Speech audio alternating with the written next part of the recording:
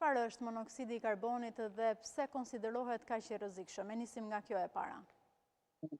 Monoksidi i karbonit është një gaz i cili fatkeqësisht nuk diktohet, sepse nuk ka aromë, është i bardhë, është i rrezikshëm dhe nuk mund të detektohet në ato raste kur ai arrin nivele të larta në ambientin ku ne qëndrojmë. Afiniteti që ai ka për të lidhur me hemoglobinën është gati 288 më shumë se oksigjenit. Nëse në një ambient e kemi oksigjen dhe monoksid karboni, hemoglobina do të preferojë të lidhet me monoksidin e karbonit. Ky është problemi kryesor. Duke bërë individin të bëjë një hipoksi akute dhe një vasodilatacion të menjëhershëm. Shenja klinike që ne shohim te një pacient varen nga sasia e asaj komponenti që krijohet midis hemoglobinës dhe monoksidit të karbonit, që është karboksihemoglobina.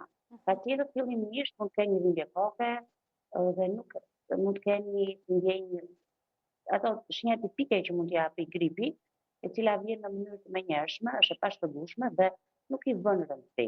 Por me kalimin e momenteve, nëse ai që vazhdon të qëndrojë në atë ambient dhe niveli i ekspozimit është i lartë, mund të çojë deri në vdekje, sepse monoksidi i karbonit prek zemrën, duke bërë një vasodilatacion dhe një hipotension, duke zvogëluar aftësinë e muskulaturës për të reaguar dhe duke dhënë alterime të ndërgjegjes deri në gjendje kome.